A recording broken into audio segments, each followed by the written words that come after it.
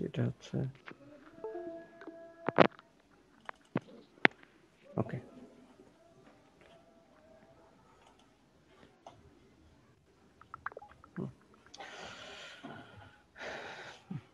গত ক্লাসে আমরা দেখিয়েছিলাম কিভাবে ইন্টারনেট ফর্মুলাগুলো আসে, সেই জিনিসগুলো তোমাদের শীটেও দিয়েছিলাম। সেগুলো একটু জাস্ট রিক্যাপ করি, চেষ্টা করি। আমরা যে জিনিসটা দেখেছিলাম সেটা হচ্ছে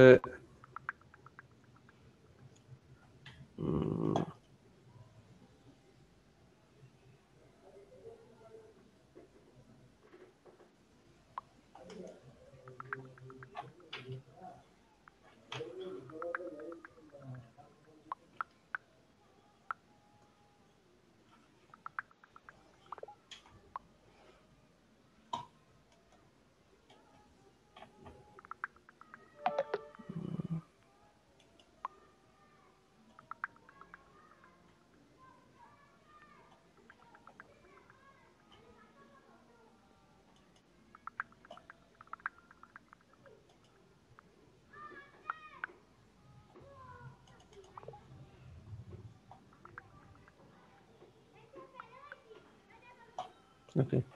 সো আমরা গত দিনে ইন্টারেস্ট ফর্মুলার for discrete compounding and discrete payment এইটা তোমাদের করেছিলাম। সবার আগে আমরা যে জিনিসটা করেছিলাম সেটা হচ্ছে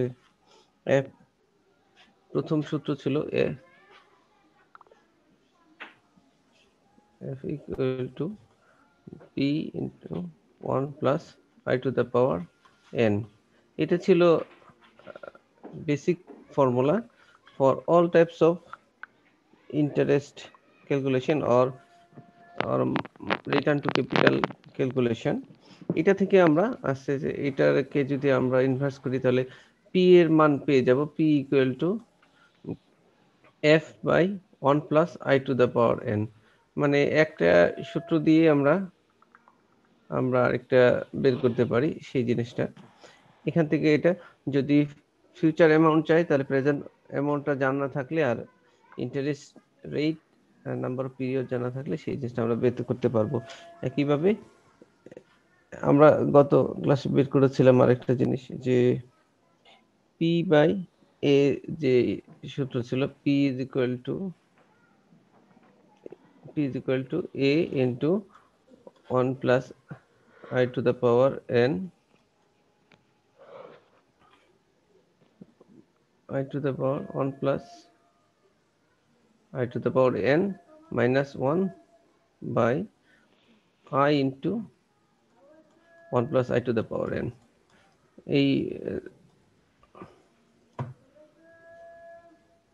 আমরা এইটুকু গত ক্লাসে দেখেছিলাম এবং এটার ইনভার্স করলে আমরা এ বের করতে পারবো যদি পি দেয়া থাকে। এই সূত্রগুলো দেয়া আছে, সেগুলো সব তোমরা দেখেছো। ওকে, তো আমরা আজকে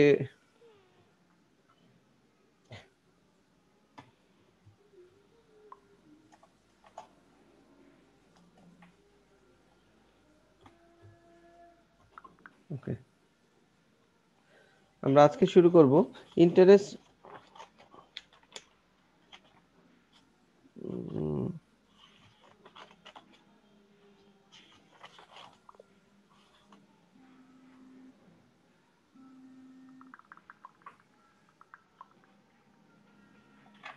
একটু হোল্ড করে আমি একটা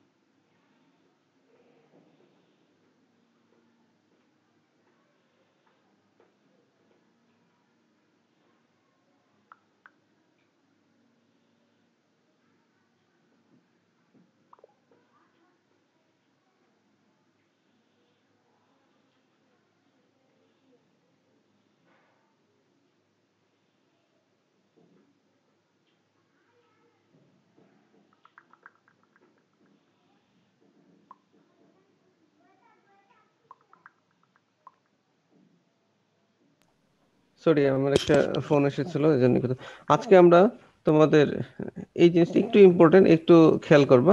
আজকে আমরা ইন্টারেস্ট রেট নিয়ে আমরা আলোচনা করব। গত ক্লাসে আমরা বলেছিলাম যে ইন্টারেস্ট কি জিনিস, ইন্টারেস্ট রেট। আমরা ইন্টারেস্টকে সবসময় আমরা আই দিয়ে ডিনোট করেছিলাম, সেটার নাম ছিল আসলে পার পিরিয়ড ইন্টারেস্ট রেট।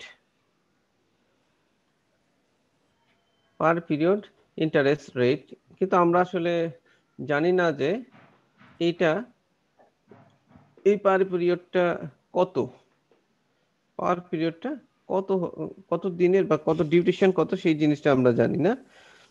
সেজন্য এটাকে আমরা আই দিয়ে ডিনোট করি। আরেকটা হচ্ছে স্মল এন দিয়ে আমরা একটাই করি, সেটা হচ্ছে নমিনাল ইন্টারেস্ট রেট।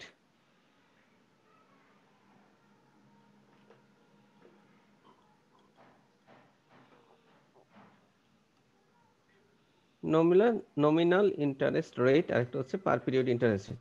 আচ্ছা, দুইটার মধ্যে পার্থক্য হচ্ছে যে আয়টা যে কোনো পিরিয়ডের জন্যই হতে পারে। এটা 3 মাস অন্তর হতে পারে, 6 মাস অন্তর হতে পারে, 1 মাস অন্তর হতে পারে, 1 বছর ইন্টারেস্ট হতে পারে। মানে প্রতি এই ইন্টারভ্যাল পর পর আবার নতুন করে ইন্টারেস্টটা ওই যে বেসিক ছিল সেই বেসিকের সঙ্গে এটা আবার ইন্টারেস্টটা যোগ হবে বা ইন্টারেস্টটা ইনকর্পোরেট হবে, ইন্টারেস্ট অ্যাপ্লাই করা হবে। সেটা ছিল per period interest rate, I. আর নমিনাল ইন্টারেস্টটার একটি হচ্ছে যে is always in year, in year basis. তার মানে হচ্ছে যে নমিনাল ইন্টারেস্টটা সবসময় বাৎসরিক হবে। সুতরাং আই যদি ইয়ারলি হয় তখন আই ইকুয়াল টু এন আমরা বলতে পারি। I equal two N when interval is 1 year, so interval is বা পার পিরিয়ডটা হচ্ছে ইয়ার বেসিসে। ওকে, তাহলে তখন আমরা বলতে পারি যে আই সমান এন। তখন আমরা বলতে পারি যে আই ইকুয়াল টু এন, এই জিনিসটা আমরা তখন বলতে পারি। সো এই যে এটা একটু করা দরকার যে পার পিরিয়ড ইন্টারেস্ট রেট আর আরেকটা হচ্ছে নমিনাল ইন্টারেস্ট রেট। এই দুটো ছাড়াও আরেকটা ইন্টারেস্ট আছে, সেটাকে বলা হয় ইফেক্টিভ ইন্টারেস্ট রেট। আচ্ছা, ইন্টারেস্ট রেটে আমরা যে সূত্রটা জানি, F equal to P into 1 plus I to the power N, একটু আগে দেখিয়েছিলাম, 1 plus I to the power N. এখানে এই আইটা হচ্ছে আসলে পার পিরিয়ড ইন্টারেস্ট রেট, সবসময় এটা পার পিরিয়ড ইন্টারেস্ট রেট। এখন যদি এমন হয় যে আই ইকুয়াল টু 3%, আমি হর্টিকালচারিস্ট আমি না ভাই, আমি একটি কোর্স করেছি হর্টিকালচার, তার মানে কোয়ার্টারলি। হর্টিকালচারিস্ট হয়ে গেলাম। ভাবনার সময় এটা তো কেউ বলতে বলতেই পারবে হবে। যে এটাতে কি বোঝায়? I equal to 3% compounded quarterly. এটার মানেটা হচ্ছে কোয়ার্টারলি মানে 4 মাস। কম্পাউন্ডেড মানে এটা অ্যাপ্লাই করা হয় বা এটা কার্যকর হয় কোয়ার্টারলি। তার মানে হচ্ছে প্রতি 3 মাস অন্তর অন্তর এটা অ্যাপ্লাই করা হবে। তার মানে হচ্ছে আই ইকুয়াল টু, যদি এরকম হয় তাহলে সেই জিনিসটা হবে কি, আমরা যদি একটা ক্যাশ ফ্লো ডায়াগ্রাম আঁকি যে 100 টাকা দিলাম, এটা যদি 100 হয় জিরোতে, তার মানে এটার জন্য 3, তখন হচ্ছে সরি, তখন 1 2 3 এগুলো, এটা হচ্ছে 1 বছরের। এটা যদি আজকে হয় 1 2 3 4, 1 মানে হচ্ছে 3 মাস, 2 হচ্ছে 6 মাস, 3 হচ্ছে 9 মাস, 4 হচ্ছে 1 বছর। 1 বছর পরে এই 1 বছরকে তখন 4টা ভাগে ভাগ করা হয়। এই কোয়ার্টারলি মানে হচ্ছে প্রতি 4 বছরে এটা 4 বারে অ্যাপ্লাই করা হচ্ছে। এই ক্ষেত্রে আই ইকুয়াল টু 3% আমরা বলতে পারি। কিন্তু যদি নমিনাল ইন্টারেস্ট হতো তখন সেটা হচ্ছে এরকম 100 হলে এই জাস্ট 1 বছর পরে 1 2 এরকম সেইগুলো হচ্ছে তখন ইয়ার হতো, আর এখানে পার পিরিয়ড দেয়া আছে। নমিনাল ইন্টারেস্টে 100 যদি সেইভাবে আসতো। এখন আমি জিনিসটা আমরা আরেকটু ম্যাথমেটিক্যালি দেখানোর চেষ্টা করব। এখন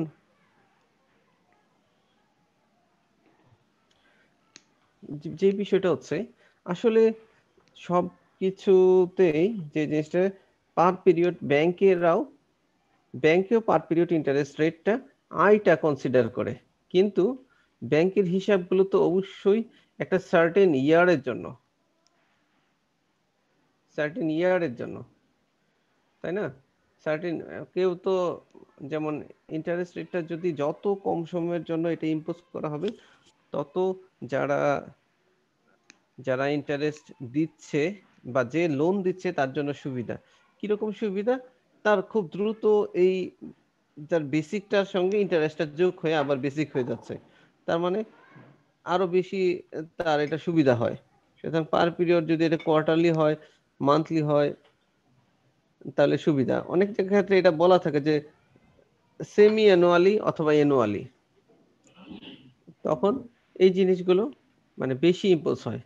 কিন্তু এই জিনিস এখানে একটা বিষয় হচ্ছে যে আরেকটা জিনিস আমরা চিন্তা করি, effective interest rate.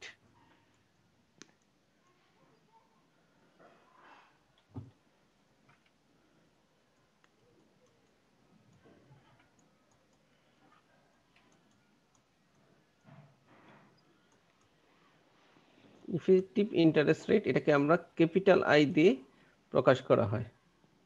Effective interest রেটটা হচ্ছে এটা আসে ক্যালকুলেটেড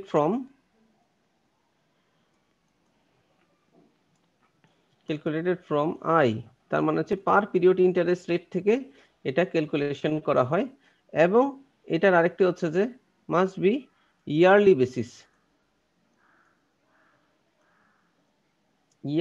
বেসিসে। ঠিক আছে, এটা হচ্ছে এটাও। এখন একটা কথা থাকতে পারে যে নমিনাল ইন্টারেস্ট রেট আর কেন ইফেক্টিভ ইন্টারেস্ট দুইটা আমরা আলাদাভাবে ক্যালকুলেট করি। এখন নমিনাল ইন্টারেস্টটা আমরা বলেই নিচ্ছি যে কোনো একটা প্রতিষ্ঠান যদি কখনো ইয়ারলি বেসিসে ইন্টারেস্ট ঘোষণা করে যে প্রতি বছর বছর ইন্টারেস্টে অ্যাপ্লাই করা হবে, তখন সেটাতে আমরা নমিনাল ইন্টারেস্ট রেট অ্যাপ্লাই করি। কিন্তু বেশিরভাগ ব্যাংক বা যে কোনো আর্থিক প্রতিষ্ঠান তারা পার পিরিয়ড ইন্টারেস্ট রেট বা আয়টাকে ঘোষণা করে থাকে। কিন্তু হিসাব করার সুবিধার্থে যে আয় একটা সার্টেন পিরিয়ড, তখন একটার সঙ্গে আরেকটা কম্পেয়ার করার স্বার্থে, যেমন কোনো একটা ব্যাংকের কোনো একটা সার্টেন একটা স্কিম বা তারা একটা অফার দিল যে 3 মাস কোয়ার্টারলি একটা ইন্টারেস্ট ইম্পোজ করা হবে।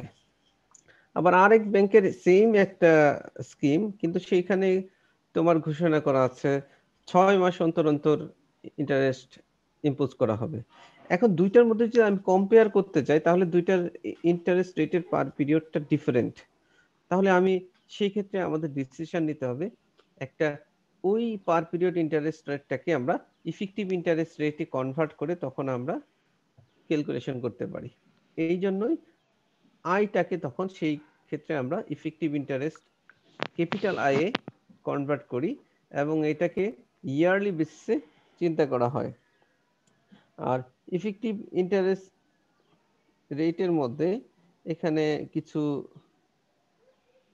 রিলেশন আছে আমরা জানি। আমরা সেটা আমরা বলছি, সেটা হচ্ছে ওকে, আমরা এই সূত্র দিয়ে সাধারণত ইফেক্টিভ ইন্টারেস্ট রেটটা ক্যালকুলেশন করা হয়। ইফেক্টিভ ইন্টারেস্ট রেট আই, অথবা এটা আই স্মল আই ই দিয়েও করা হয়। I equal to 1 plus small R by M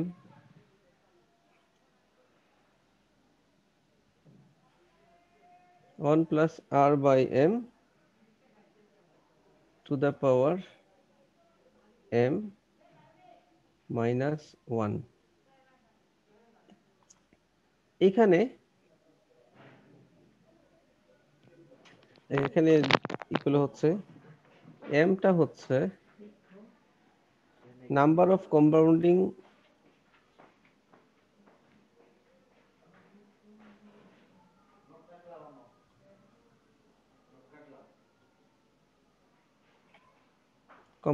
period পার ইয়ার, প্রতি বছরে কম্পাউন্ডিং কতটা, আর আর হচ্ছে আরটা হচ্ছে আরটাকে আসলে small I equal to R by M এইভাবে করা হয়। আরটা যে এই পিরিয়ডের মধ্যে কত রেট সেটাই আসলে দেওয়া হয়। এটা আর আমরা এখানে 1 প্লাস আর বাই এম দেয়া আছে, এটাকে আমরা এইভাবেও লিখতে পারি।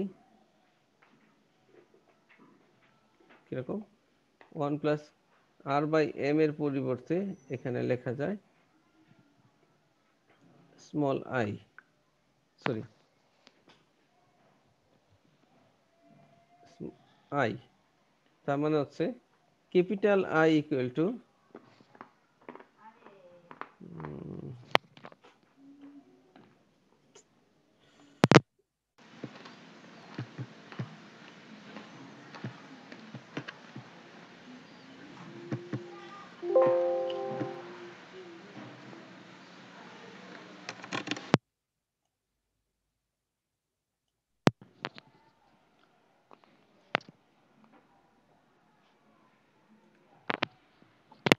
আমরা এরকম করে দেই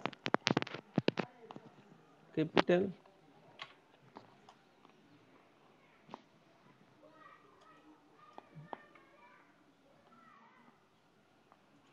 আই, অথবা এটাকে বলেছি আমি I effective equal to 1 plus I to the power M, এটাও লেখা যায়। আচ্ছা, এখন যদি একটা জাস্ট হ্যাঁ, এখন যদি এটা একটা কোন একটা কোম্পানি ঘোষণা করো, আমি আরটা তোমাদের বোঝানোর জন্য 3%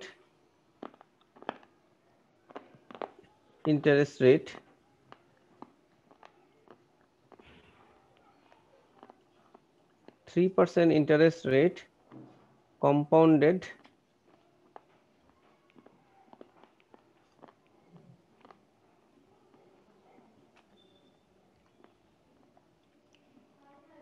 কোয়ার্টারলি। আচ্ছা, এই ক্ষেত্রে আই সমান কত হবে, আর সমান কত হবে, এম সমান কত হবে? 09 এখানে একটু দেখো, যদি এই বলো তাহলে এখানে যেহেতু কম্পাউন্ডেড কোয়ার্টারলি আছে, তাহলে কোয়ার্টারলি হলে এম সমান কত হবে? এম সমান 4, 4 এম সমান 4। তাহলে এম সমান 4 হলে তাহলে আর সমান কত হচ্ছে দেখো, তাহলে আই ইকুয়াল টু 3%, এখানে এম ইকুয়াল টু 4, আর আর ইকুয়াল টু তাহলে R equal to I into M সমান সমান 12%।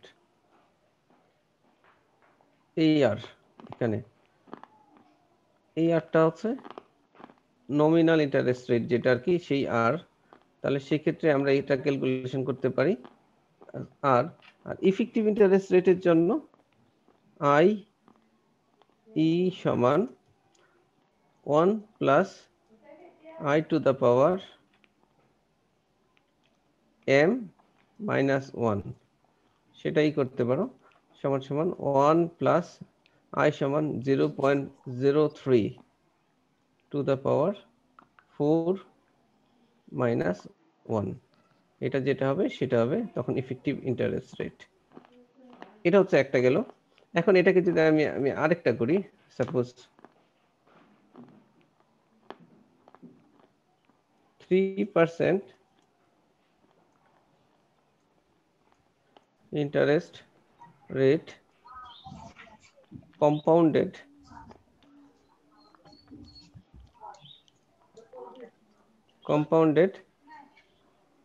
semi-annually.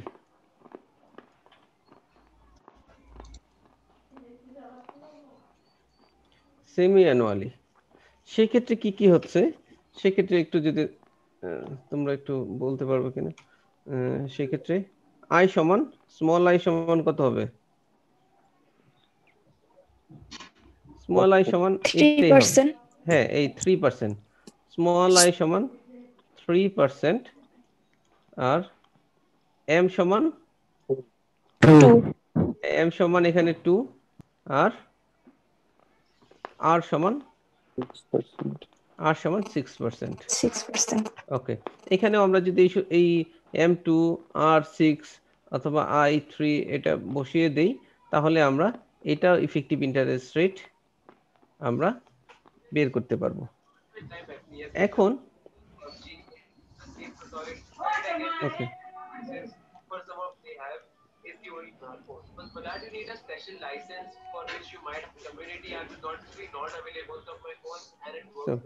যদি 3% 6 মান্থ হয় তাহলে ইফেক্টিভ ইন্টারেস্ট রেট কত হবে এক্ষেত্রে তাহলে সেটা দাঁড়াবে এখানে জাস্ট 1.03 টু দ্য পাওয়ার 2 হবে, 2, কারণ m ইকুয়াল টু 2 মাইনাস 1। তাহলে এইটার মান পরে দেখা যাবে, এটার মান হচ্ছে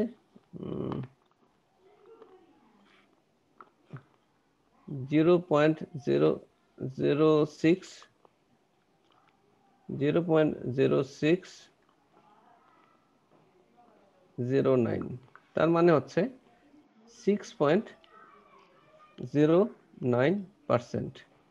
তার মানে ইফেক্টিভ ইন্টারেস্ট রেট হবে IE সমান অথবা ক্যাপিটাল I সমান 6.09%। আচ্ছা, এখন জাস্ট একটা প্রশ্ন আসতে পারে, কখন আমরা কোনটা ব্যবহার করব বা কখন কোনটা চিন্তা করব।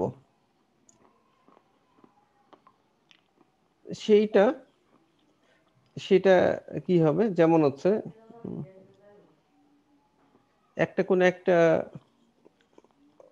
একটা অঙ্কে আমরা এরকম করতে পারি যে 100 টাকা আজকে ইনভেস্ট করছো, এটা 10 বছর পরে কত হবে যদি 6% কম্পাউন্ডেড কোয়ার্টারলি হয়। 6% ইন্টারেস্ট রেট কম্পাউন্ডেড কোয়ার্টারলি। তাহলে আচ্ছা, এটার জন্য আমরা এটার আগে আরেকটা জিনিস আমাদের মনে একটু চেক করতে হবে, সেটা হচ্ছে অনেক সময় অঙ্কে দেয়া থাকে যে এরকম যে 6%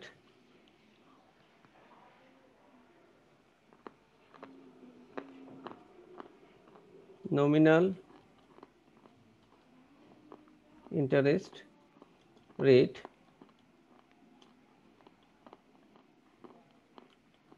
compounded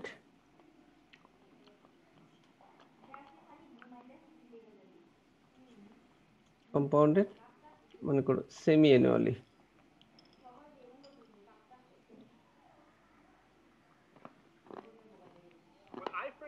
সেক্ষেত্রে স্মল আই কত হবে? হ্যাঁ, ইন্টারেস্ট বললে আবার সেমি কোয়ার্টারলি কেন হবে? নমিনাল তো সবসময় ইয়ারলি হওয়ার কথা না, তাহলে সেমি অ্যানুয়ালি কেন লেখা? এই জন্যই তো আমি জিজ্ঞেস করছি যে আই সমান কত হবে তখন। নমিনাল ইন্টারেস্ট রেট, যে একটু আগে দেখালাম না, I equal to R by M, এই সূত্র দিয়ে। 12। কেন? আর দেয়া আছে তো 6%, যখনই নমিনাল ইন্টারেস্ট রেট থাকবে তখনই সেটা হচ্ছে আর। স্যার 3%। হ্যাঁ, তখন অবশ্যই 3%. হ্যাঁ I ইকুয়াল টু 6/2 3%। ওকে, একইভাবে আমার যদি আরেকটা থাকে যে 12% nominal interest rate compounded quarterly, তখন কি হবে? I equal to R হচ্ছে 12, M হচ্ছে কোয়ার্টারলি মানে 4, 4 স্যার তখন 3 হবে 3%। এখন আরেকটা হতে পারে 12% নমিনাল ইন্টারেস্ট রেট মান্থলি,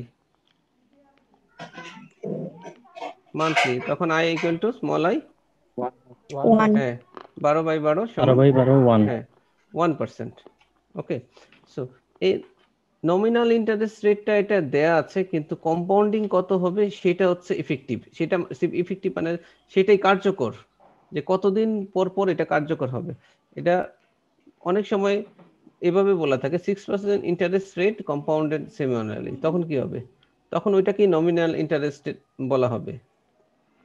কিন্তু পার পিরিয়ড ইন্টারেস্ট রেট সরাসরি বলা থাকতে হবে যে এইভাবে পার পিরিয়ডে দেয়া আছে, তখন কত হবে।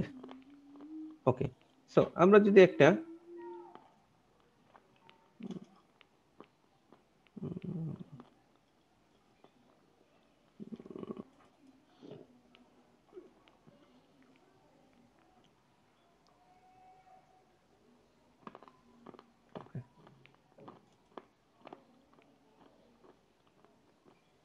অঙ্ক আমরা যাচ্ছি,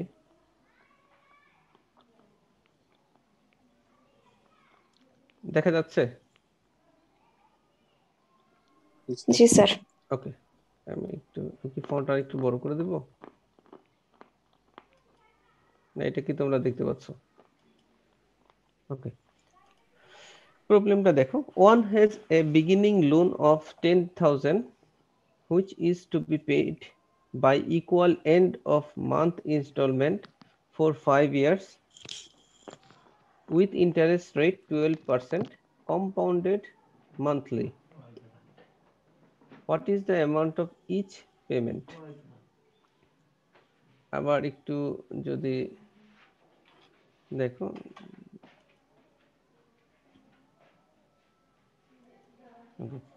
আমরা যদি একটু দেখাই যে এখানে one has a beginning loan of এত to be repaid by equal end of month installment for period আছে 5 years which with interest rate এত compounded monthly compounding হচ্ছে। What is the amount of each payment? Okay, so এই অঙ্কটা দেওয়ার কারণ হচ্ছে তোমাদের যে আমি 3 ধরনের ইন্টারেস্ট রেট দেখিয়েছি, এটার অ্যাপ্লিকেশন দেখানোর জন্য। ওকে, এখানে যদি m ইকুয়াল টু কত,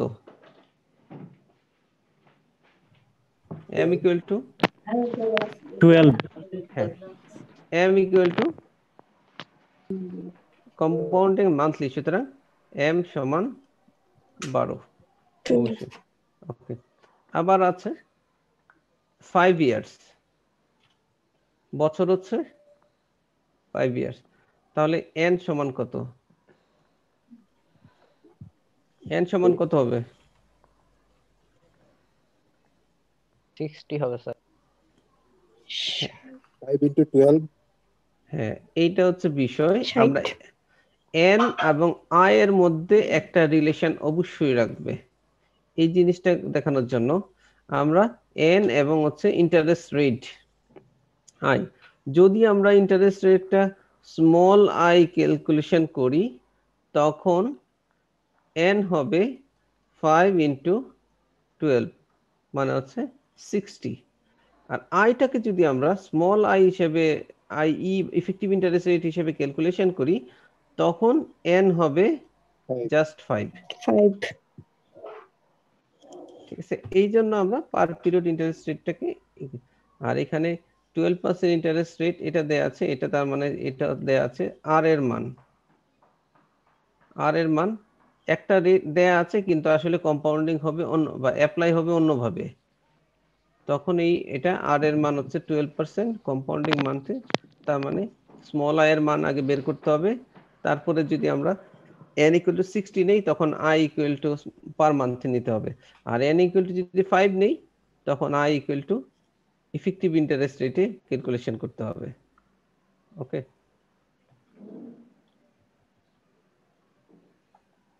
স্যার আর এর পরিচয়টা কি এখানে? হ্যাঁ স্যার ছোট হাতের আই যেমন ইন্টারেস্ট রেট, ক্যাপিটাল হ্যাঁ আই হলো ইফেক্টিভ ইন্টারেস্ট রেট, আর এর পরিচয়টা কি? আর এর পরিচয় হলো নমিনাল ইন্টারেস্ট রেট। তাহলে স্যার প্রথমে যে দেখালেন ছোট হাতের এন, এটা হয়তো হ্যাঁ নমিনাল ইন্টারেস্ট রেট বলছিলেন। ছোট হাতের এন না এটা আর আর ওইটা লেখার সময় আর লিখছে স্যার, আর আর লিখছে আর এটা। n লিখনে পরে আর ই করছি। সরি। ওকে, সো এখন যদি এখানে আমি অঙ্কটা তাহলে দুই ভাবে করা যায়। সবার আগে আমার যে জিনিসটা দরকার, এটা যদি একটা ক্যাশ ফ্লো ডায়াগ্রাম ড্র করতে পারো সবচেয়ে ভালো। ক্যাশ ফ্লো ডায়াগ্রামটা আমরা যদি ড্র করি,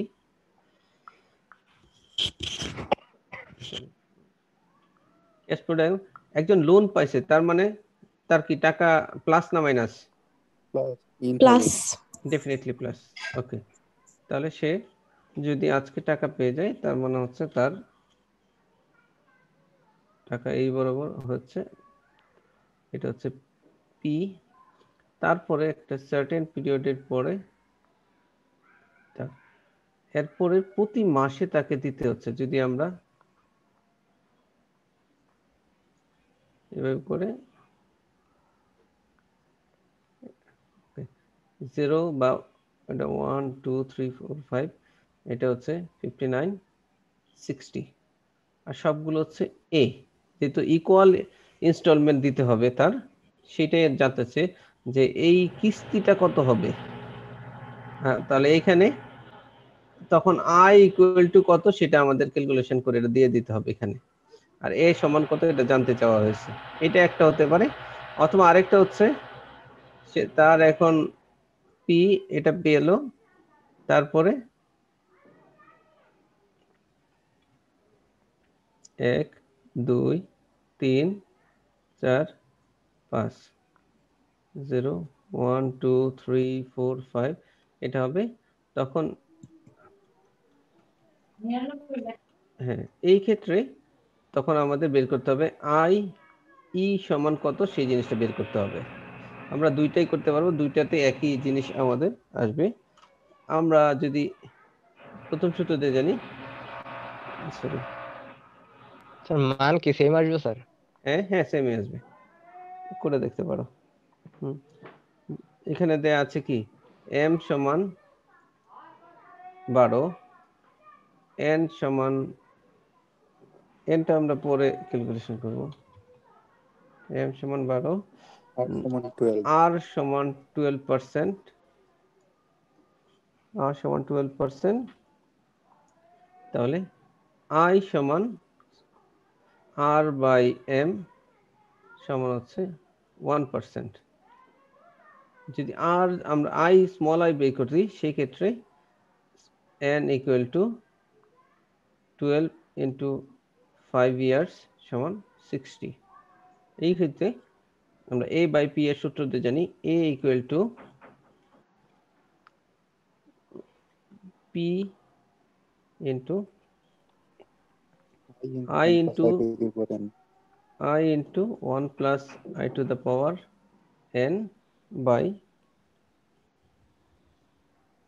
i plus 1 to the power n minus 1, এটাকে উল্টিয়ে দেওয়া হলো। হ্যাঁ, তাহলে এখানে যদি আমরা মান বসিয়ে দিই তাহলে এটার মান আসবে, স্যার উপরেরটা আই ডাবল লেখা হয়েছে sir, I plus 1। 1 plus i to the power n, আচ্ছা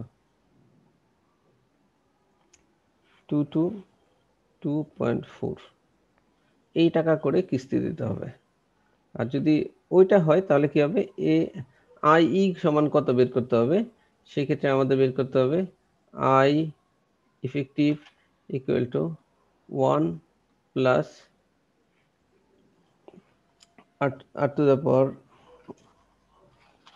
সেটা লিখেছিলাম 1 প্লাস আই হচ্ছে 1 plus 0.01 to the power 12 minus 1। এখানে ইফেক্টিভ ইন্টারেস্ট রেট কত হয় এটা একটু বের করো।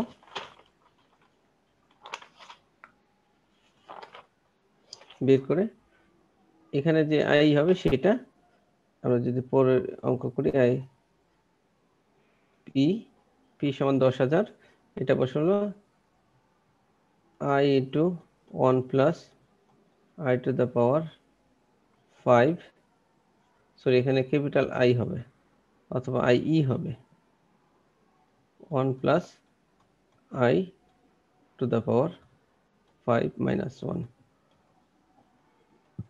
দুইটার মান বসিয়ে দেখো একই মান আসার কথা। ওকে, এটা হলো একটা অঙ্ক। আমরা কেন এই জিনিসটা অ্যাপ্লাই করবো? ওকে,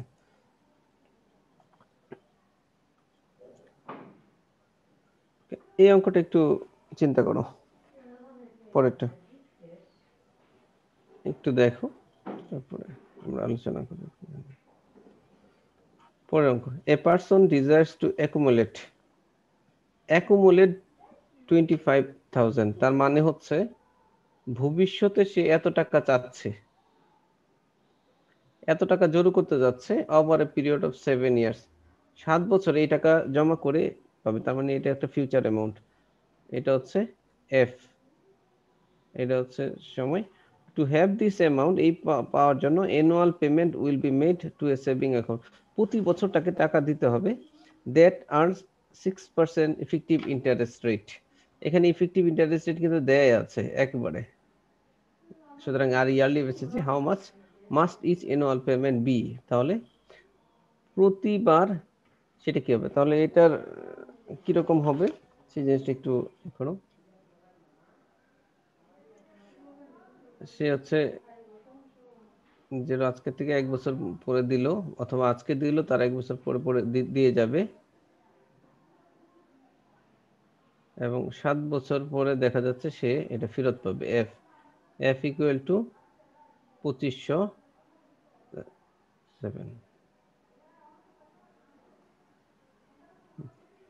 তাহলে আমাদের দেওয়া চাচ্ছে হচ্ছে এ সমান কত,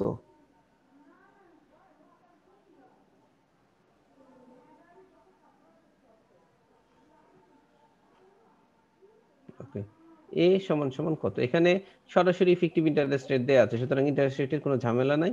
n ইকুয়াল টু 7 এটা ধরে আমরা যদি পাই যে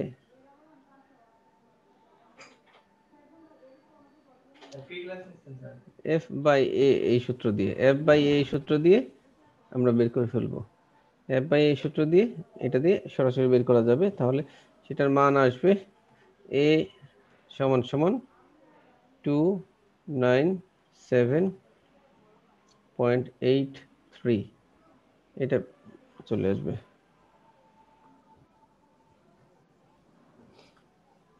ওকে, এটাতে কারো কোনো কনফিউশন আছে? না। ওকে,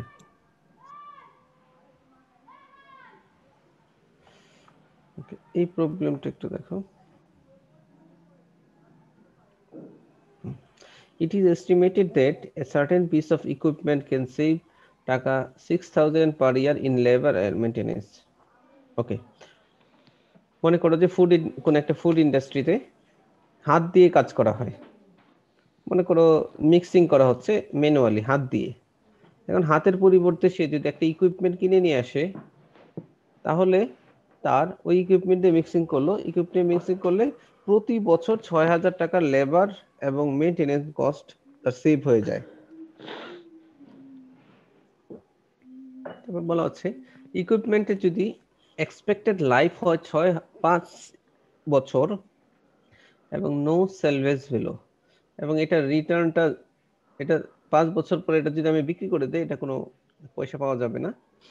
সেলভেজ value equal to 0। If the company must earn a 20% rate of return on this investment, তার মানে কোম্পানি 20% প্রফিট করতে চাচ্ছে এই মেশিনারি বা এই ইকুইপমেন্টটা কিনার, যে কিনবে তার উপরে আরো 20% যেন লাভ হয়, তখন how much could be justified for the purchase of this equipment. এটা এটা কত দিয়ে কেনা জাস্টিফাইড হবে যদি এই 20% লাভ করতে চাই, তারপরেও প্রফিটটা কত হবে? এটা কি বলতে পারবে? এই 6,000 টাকা কি হবে? স্যার 5 বছরে যে 20% রেটের লাভ করতে চাই, এটা হচ্ছে টোটাল 5 ইন্টু 6,000, এটার সমান হবে স্যার এই ইন্টারেস্টটা। জি না, ইন্টারেস্ট রেটটা হচ্ছে এখানে 20%, এখানে প্রফিট হিসেবে বলা হচ্ছে, যেহেতু আমরা প্রফিট আর ইন্টারেস্টের কথা বলেছিলাম, মানে যে প্রফিটটা কি আর ইন্টারেস্টটা কি, দুইটা একই জিনিস, কিন্তু পয়েন্ট অফ ভিউটা কি। এখানে আই ইকুয়াল টু 20%, এটা দেয়া আছে প্রতি বছর আই সে 20% হিসেবে রিটার্ন চাচ্ছে, সুতরাং আই ইকুয়াল টু 20%, এটা ঠিক আছে। আর 5 ইয়ার্স হচ্ছে এটা লাইফ, আর 6,000টা হচ্ছে কিসের মান? এর মান। এ ইকুয়াল টু, দেখো এখানে দেওয়া আছে, ক্যান সেভ পার ইয়ারের লেবার এন্ড মেইনটেনেন্স। সুতরাং প্রতি বছরে যে জিনিসটা ঘটে সেটা আমরা জানি অ্যানুয়ালি। আর এখানে আছে 20% রেট অফ রিটার্ন, এটা সেই জিনিসগুলো।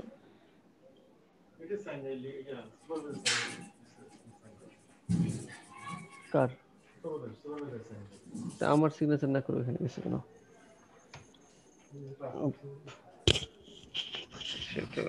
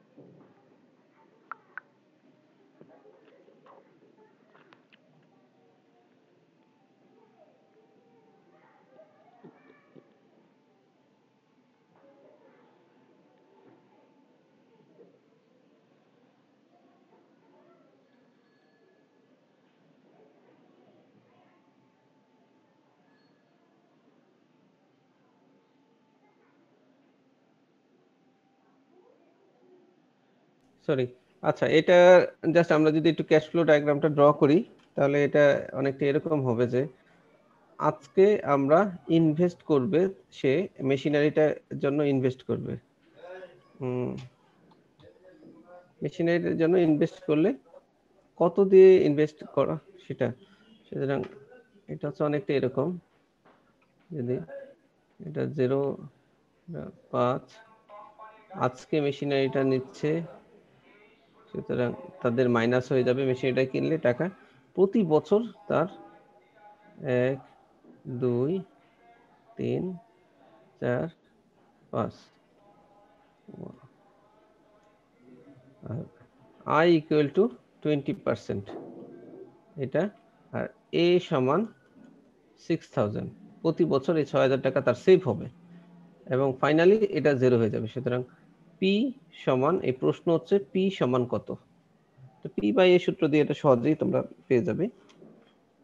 তার মানে হচ্ছে পি সমান A 1 plus I to the power n minus 1 by I into 1 plus I to the power n। এই সূত্র দিয়ে বসালে এটার মান চলে আসবে, তাহলে সেটার মান হচ্ছে 17,943.67। এই হচ্ছে একটা, ওকে। এটা আরেকটা প্রবলেম, একটু দেখো। Maintenance cost for a new bridge with expected life of 50 years are estimated to be 1,000 for each year for the first 5 years, followed by 10,000 expenditure in the 15th year and 10,000 expenditure in the 30th year. If I equal to 10% per year, what is the equivalent annual cost over the entire 15 years?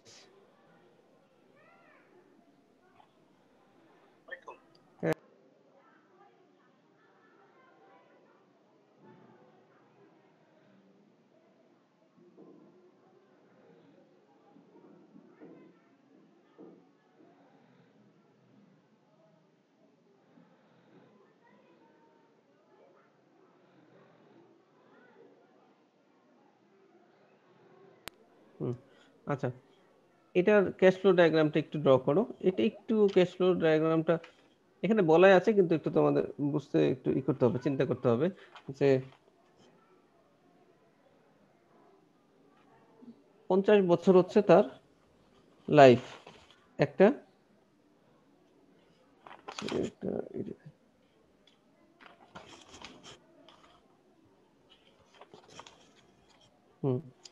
আজকে থেকে 50 বছর পর্যন্ত একটা হবে, মনে করো 0 থেকে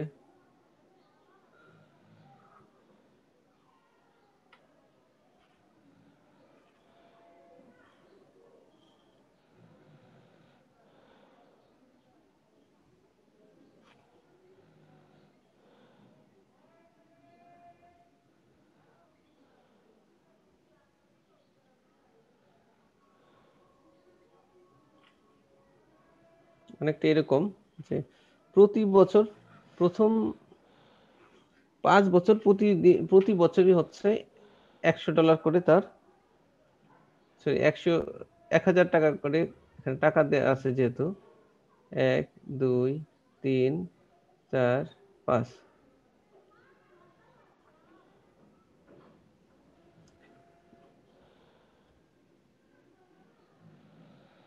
প্রতি বছর এটা। তারপরে 15 বছর সময়ে 10,000 টাকা একটা বড় অ্যামাউন্ট, আবার 30 বছরের সময়ে 10,000 টাকা একটা অ্যামাউন্ট। তারপর হচ্ছে আর সরি এইটা হবে না, এইখানে পর্যন্ত হচ্ছে লাইফ হচ্ছে 50 বছর। আচ্ছা, এইটাকে বলছে যে এই I equal to 10%, I equal to 10%। এটা কারো যদি একটু ক্যাশ ফ্লোটা বুঝতে অসুবিধা হয় তোমরা বলতে পারো। বলা হচ্ছে মেইনটেনেন্স কস্ট, একটা ব্রিজ তৈরি করে ফেলছে, এখন তার মেইনটেনেন্স করবে। মেইনটেনেন্স করার জন্য তার মেইনটেনেন্স শিডিউলটা হচ্ছে এরকম যে প্রথম 5 বছর প্রতি বছরই তার 10,000 করে লাগবে।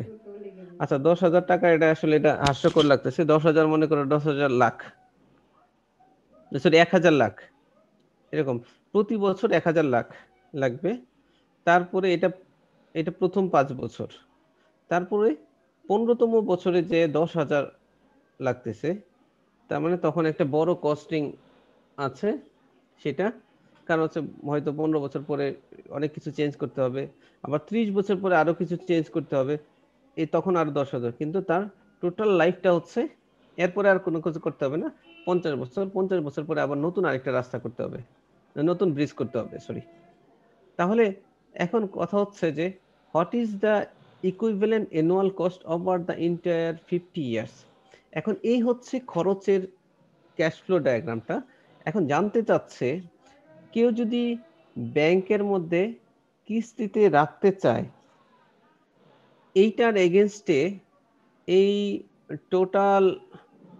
টোটাল ক্যাশ ফ্লোর এগেনস্টে প্রতি বছর সাপোজ ব্যাংকে একটা কিস্তি জমা দেবে, এটার এগেনস্টে সাপোজ এটা হচ্ছে তার খরচ, অ্যাকচুয়াল খরচ, কিন্তু সে চাচ্ছে 50 বছর ব্যাপী সেটা কিস্তি,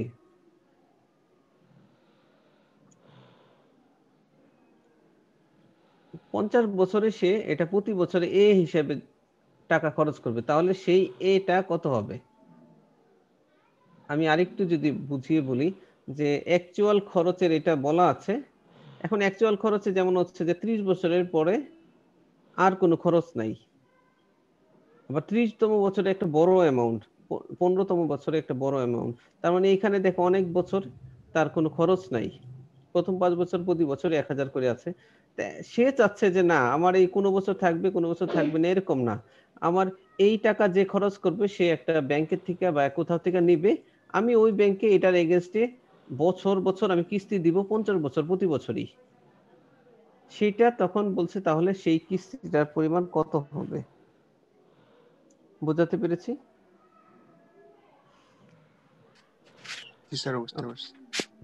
সেটার জন্য তখন কি হবে? আচ্ছা, এইটাকে তোমরা যেটা করেছো ওই একটা অঙ্ক করেছিলাম না, যে পি সমান P1 P2 plus P2 plus P3, এভাবে করা যায় না? তাহলে এই দেখো এই প্রথম 5 বছরের জন্য যেটা হবে সেটা হবে P1, পরে 15 বছরেরটা যেটা সেটা যদি এখন নিয়ে আসি সেটা হবে P2, 30 বছরের পরে যেটা নিয়ে আসবে সেটা হবে P3। তাহলে P সমান হবে P1 plus P2 plus P3, এটাতে নিয়ে এসে তারপরে P বাই A সূত্র বা A বাই P সূত্র দিয়ে আমরা তখন এই এটা এখান থেকে আমরা A সমান কত সেটা বের করব। আচ্ছা, এটা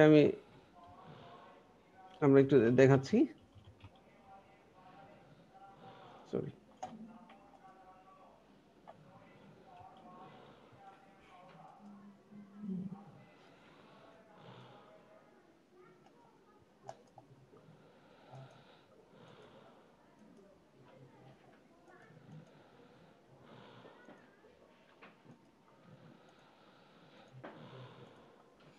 আচ্ছা, আমরা এখান থেকে পাচ্ছি, যদি ক্যাশ ফ্লো ডায়াগ্রাম তোমরা জানো,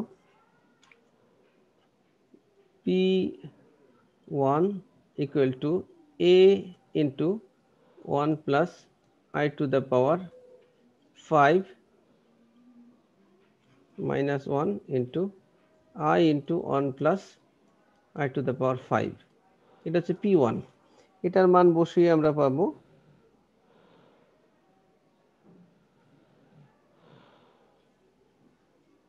3790.78, এটা হচ্ছে P1।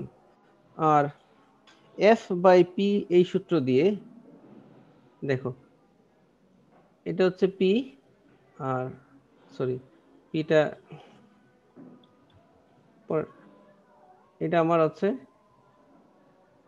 15 বছরের পরে এটা হচ্ছে 10,000 টাকা খরচ করতে হবে, সেটার আজকের ভ্যালু কত সেটা আমাদের বের করতে হবে। আরেকটা হচ্ছে এই একই জায়গায় 15 জায়গায় হবে 30, তাহলে এটা F বাই P, আমাদের F জানা আছে, P সমান কত, তাহলে আমরা এটা লিখতে P equal to F by 1 plus I to the power n, এখানে একবার n ইকুয়াল টু 15 হবে, একবার n ইকুয়াল টু 15 হবে, তাহলে এখানে আমরা পেয়ে যাচ্ছি P2 যদি আমরা 15 বছরেরটা পাই, P2 সমান F মানে হচ্ছে 10,000 into 1 by 1 plus 0.1 to the power 15, এটার মান পেয়ে যাচ্ছে 2393.92। একইভাবে P3 সমান 573.08। এখন এই তিনটা যোগ করে আমরা পাই P সমান P1 plus P2 plus P3 সমান, এটার মান হচ্ছে 6757.79। এটাকে যদি আমরা এ তে কনভার্ট তখন হচ্ছে, এখন P বাই A সূত্র দিয়ে A সমান P into I into 1 plus i to the power n সমান তখন হয়ে যাবে 50 আর 1 plus i to the power 50 minus 1। এখানে আমরা যদি p এর মান বসিয়ে দিই তাহলে এটা পাওয়া যাবে a সমান হচ্ছে 681। সুতরাং কি ওই ব্রিজ কর্তৃপক্ষ যদি চিন্তা করে যে সে কোনো একটা ব্যাংকে প্রতি বছর 681 করে রাখবে, $81 করে রাখবে, তাহলে এই এন্টায়ার 15 ইয়ার্সে যত মেইনটেনেন্স খরচ আছে সেই খরচটা সে বিভিন্ন সময় যত টাকাই লাগুক ওই ব্যাংক দিয়ে দিবে, আর বা ওই কর্তৃপক্ষ দিয়ে দিবে, আর সে ব্রিজ কর্তৃপক্ষ 681 করে 50 বছরই দিবে। ওকে, এই হচ্ছে এই অঙ্কটা। আমি তোমাদের আজকে এই প্রেজেন্টেশনের শেষে জাস্ট আগে তো বই দিয়েছিলাম, আজকে এই প্রবলেমগুলো সবগুলো দিয়ে দিচ্ছি। চেষ্টা করবা এই প্রবলেমগুলো শেষ করার। এগুলো শেষ করলে আমরা আগামী ক্লাসে অন্য কিছু শুরু করব। ঠিক আছে? জি স্যার। ওকে, আজকে কিন্তু অ্যাটেন্ডেন্স 65 জন মাত্র। বাবর আসো? জি স্যার। তুমি একটু স্ক্রিনশট নিয়ে আমাকে এই 65 জনের এটা দিবা। আচ্ছা স্যার। আমি এটা রেকর্ড রাখতে চাই। এত কম কেন আমি বুঝলাম না। 65 জনের রেকর্ড আমি রাখতে চাই, সুতরাং এই জিনিসটা আমাকে একটু দাও। আর আমি এই গ্রুপের মধ্যে আমি এটা দিয়ে দিচ্ছি।